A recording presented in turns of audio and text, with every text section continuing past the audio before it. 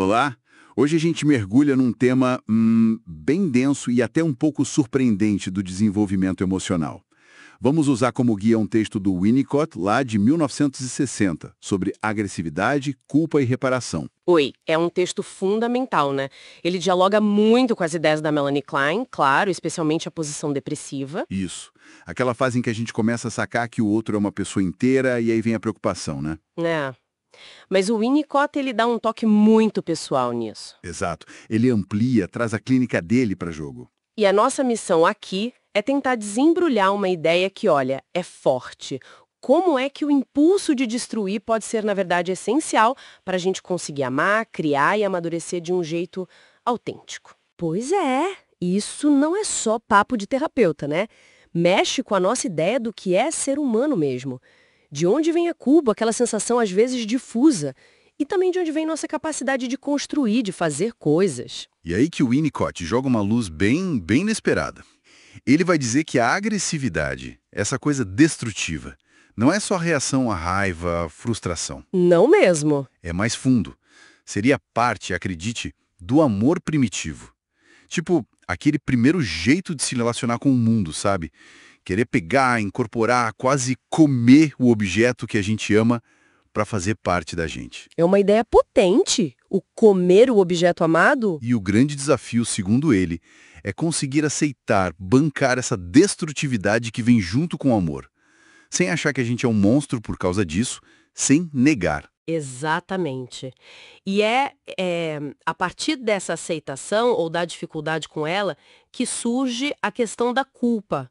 Mas olha, não é aquela culpa acusatória que paralisa. Não é a culpa neurótica, digamos assim. Não, ele fala mais de uma culpa potencial. Muitas vezes é silenciosa, inconsciente. É quase um reconhecimento interno da nossa capacidade de eh, machucar quem a gente ama, justamente por amar. Uma preocupação genuína, então. Isso. E essa preocupação é o motor para reparar, para querer consertar, construir, criar. E essa capacidade de reparar, ela está ligada com o brincar, com a criatividade, com o trabalho que tem sentido para a gente. Faz todo sentido. E tudo isso depende de um processo que ele chama de integração, que é conseguir juntar tudo dentro da gente, o amor e o ódio pela mesma pessoa, aceitar nossa ambivalência, nossos impulsos todos. Sem precisar ficar jogando a sombra no vizinho, né? Exatamente. Como ele diz, a pessoa mais integrada não precisa usar a técnica da projeção o tempo todo. Ela consegue lidar melhor com a própria bagagem, inclusive a destrutiva. O Winnicott era merece ilustrar isso com casos, né? São muito vivos. Eu lembro de um caso, acho que era um terapeuta em análise, Ah, sim. que falava do trabalho manual dele, jardinagem, concertos. Isso, com orgulho, né? Mas, ao mesmo tempo, na análise, vinham as fantasias de comer o analista.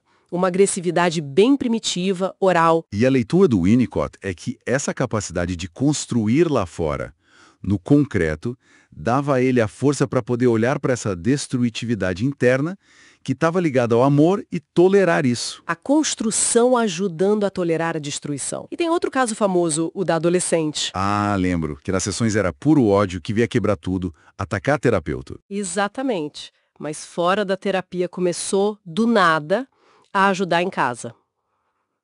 A fazer coisas úteis, coisa que ela não fazia antes. Uma mudança e tanto. E a interpretação é parecida.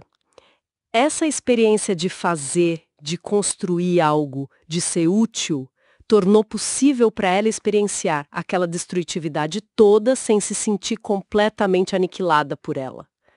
Começar a integrar, né? Parece uma sequência, então. Contato com a agressividade, surge essa culpa mais silenciosa, vem o impulso de reparar, a ação construtiva e aí uma maior integração. Isso.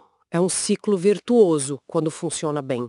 E isso tem um alcance, nossa, vai muito além da clínica, imagina. Com certeza. Ajuda a gente a pensar na adolescência, por exemplo. Toda aquela turbulência, a necessidade de contestar, de meio que destruir o velho para poder construir o novo, a identidade. Faz sentido quebrar para construir. Ajuda a pensar em comportamentos que a gente chama de antissociais. Às vezes pode ser uma busca até meio desesperada por um limite externo, ou por uma chance de reparar algo que, internamente, a pessoa sente que destruiu. Uma busca por conexão, talvez. Pode ser. A ideia central é que a construção autêntica, aquela que nos preenche de verdade, ela meio que precisa reconhecer essa nossa parte destrutiva. Não dá para construir só no mundo da fantasia idealizada. Entendi. Por isso que o Winnicott valoriza tanto oferecer às pessoas a oportunidade de fazer parte, de contribuir, seja na família, na escola, no trabalho ou mesmo na relação terapêutica. Essa chance de fazer parte, de contribuir construtivamente. Sim, porque essa ação construtiva pode ser o que ajuda a pessoa a tolerar os próprios impulsos destrutivos que vêm junto com o amor, com a vitalidade. Claro, não é uma fórmula mágica. Tem riscos, imagino. Tem. Se a pessoa ainda está muito longe de sequer reconhecer essa parte dela, oferecer para ela fazer parte, pode soar falso, pode não conectar. Ou se ela está muito tomada pela angústia destrutiva e não dá conta, a oferta de contribuir pode virar uma cobrança, uma acusação e piorar tudo. É um manejo clínico bem delicado. Entendi. É preciso sentir o momento certo, a capacidade da pessoa naquele momento. Exato. Então, resumindo um pouco, a jornada para um amadurecimento mais real passa por essa dança, né? Entre reconhecer e, aos poucos, integrar essa destrutividade que é parte do nosso amor mais básico. Sim.